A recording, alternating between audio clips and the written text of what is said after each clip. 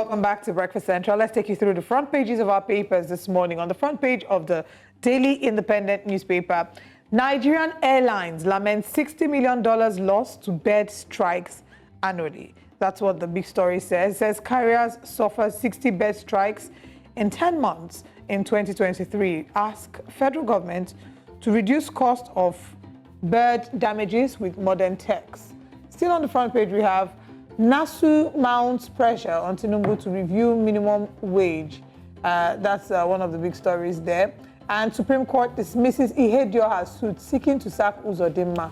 Federal government states borrowing 11 trillion naira pension funds at low interest rates, according to Oshomole on page 7. Reps summon DSS, NCOs, EFCC over attempts to rearrest Emefiele on page 6. Federal government okays sale of presidential aircraft as NAF calls for bidders. Governor Mba presents 521.6 billion naira 2024 budget to State Assembly. We have at the top of the paper, mass resignations hit public universities, ASU cries out. Senate to withhold budgetary approval to recalcitrant government agencies. Tinubu orders investigation after army strike kills over 85. We'll come back to talk about that. And on the front page of the Daily Independent newspaper, that's the brand new, newly unveiled MD CEO and editor-in-chief of News Central Television, hosting the MD CEO of Star Times. And that's, the picture you're seeing there on the front page. So once again, congratulations to us and welcome to our MD CEO, Mr. Kayode Akintemi. Now, back to the conversation about Tinubu ordering investigation after army airstrike kills over 85. The army chief visits bombed village, apologizes and donates, I believe that's 10 million naira. I'm not saying it quite clearly, but I believe that's 10 million. Federal government to compensate Kaduna airstrike victims. Someone says, I lost 34 family members to Kaduna bombing. This is a villager. And this just paints a picture of what exactly this is. To us, it's numbers. To some people, these are numbers representing fathers, mothers, sisters, brothers. One human being lost 34 family members to the airstrikes. And it's very unfortunate to see that. Another conversation, of course, is the investigation. The president ordering investigation after the army airstrike kills over 85. Who exactly is conducting this investigation is another question that we're asking. Who is going to conduct this investigation? What exactly is the army within its right to be the one to conduct this investigation? I'm asking you, Osarogie, because I did see there was a conversation where somebody was of the position, and I think I quite agree with him, that the army should not be the one to conduct the investigation because they actually committed the act. And there should be an independent investigation panel constituted to be able to carry out this investigation. Because even in the principles of natural justice, if you look at law, one of the principles would be that a party cannot be a judge in his own cause. So you committed the crime, or you committed the act, or the mistake, or whatever you refer to it as. Let an independent body do the investigation. There definitely should be an independent body set up by the state and federal government to investigate it.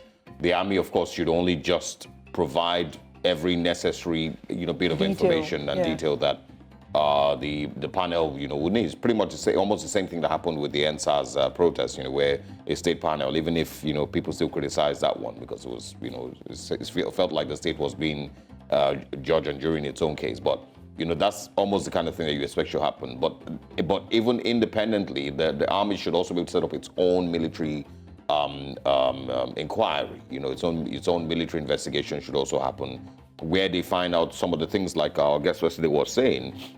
What may have led to the mistake? Is it wrong information that was sent? Exactly. Is it that one person who was meant to point the signal to the left pointed it to the right?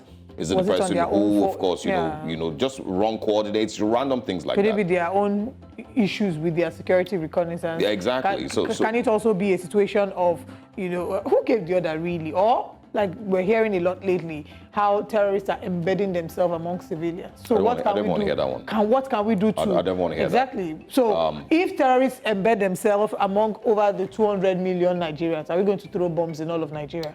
That's exactly what it means. Anyway, so yes, you know, you would expect that there will be proper investigations. I don't think that it would happen, but you know, that should be the call, you know, from everybody who's you know, seen this story, from civil society organizations, from the National Assembly, from the representatives of these people. This local government has a representative in the National Assembly. Just to remind everyone that there's somebody who's sitting in the National Assembly today that is earning money every month from supposedly representing these hundreds of people. Let me even make who just it, lost their lives. like they say in social media, let me bust your head. The Minister of State for Defense is from that local government, is from that state. That's the state that this is happening. So if the Minister of State for Defense is from this state and this is actually happening to us, then what becomes of the rest of us? So, I mean, it really just tells you, and again, you know, we did speak about the value of life yesterday, and I spoke about it this morning, that the president has finally gotten back to Nigeria, and doesn't seem like there's any move to actually show that this is a very, very disastrous incident in Nigeria's history. We're going to release a press statement and we're going to move on. That's it. Apology, you know, the apology will be that we've got an apology from the chief, you know, the chief of defense staff. Anyway, let's move away from there to the Punch newspaper. Yes, it says their big story, of course, still the same thing, but it says 120 people. That's the death toll currently. Villagers alleged military bomb twice. One family loses 32 members. Culprits must be punished. Survivors, ACF, JNI tell military. Army chief begs victim, says soldiers mistook villagers for bandits.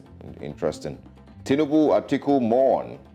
Cabal running Akeredolu's government stealing funds, says the PDP. Truck crushes woman amid Lagos police Okada riders clash.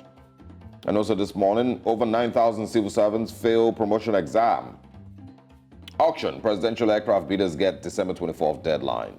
Federal government seeks 35 billion naira to revive Ajaokuta Steel. Like clockwork, happens every year. Power, finance ministries get 618 billion naira loan. CSOs kick. I'm just probably going to speak, you know, once again on the situation in Ondo State with Governor Rotimi Akeredolu, who's back in Nigeria after being in Germany for a couple of months, you know, attending to medical issues that he was having. Eventually got back to Nigeria and moved to Ibadan, has been in Ibadan, the Oyo State capital, since he arrived back to Nigeria. So, you know, first of all, you know, on a very, very basic level, it means that Governor Rotimi Akeredolu has not set up any hospital in Ondo State since he's been governor. This is the second time, you know, as governor. But is this he hasn't set up any. It's not surprising, but it doesn't mean it should not be mentioned. It should still be mentioned that the governor didn't set up any hospital or healthcare facility in Ondo State, that he himself would be able to receive proper medical care, talk less of the residents of Ondo State and citizens of Ondo State that don't have the resources that he has. Well, his first boss was traveling out of the country for ear and eye treatments and things like that. So yes. I think a precedent has been set. Yes. I mean, very even true. before his predecessor, his former boss, to be honest, it's been a thing where governors or presidents are ill and they're flown abroad. The point is, he should be reminded. I'm not sure exactly what his health, you know, situation is currently, because, you know, some people, they are arguing that, oh, that's private information, which I don't think it should be private information. If they ask you to declare your assets before you become governor, you should be able to also declare your health, you know, because you might as well say my assets are private information. So I think another thing is, at what point does your personal information cease to be private information when you become governor of a servant? state? Yes. Especially if that medical condition impairs your ability to be able to carry out your capacity as a governor. Because if you're working in regular public service, you know, and you don't show up to work for 1 week, you don't show up to work for 2 weeks, people would ask questions. So it shouldn't change because you're a governor. Right. Anyway, so the question, of course, now is, what is the State House of Assembly doing? What is the Chief Justice of the State doing?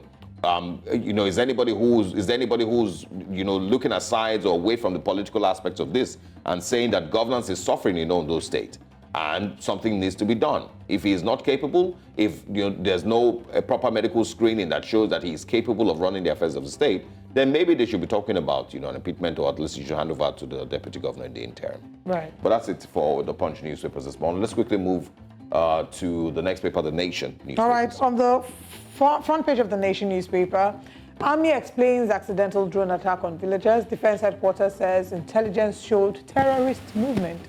Our family lost 34 people. Nema, 85 killed, 66 injured.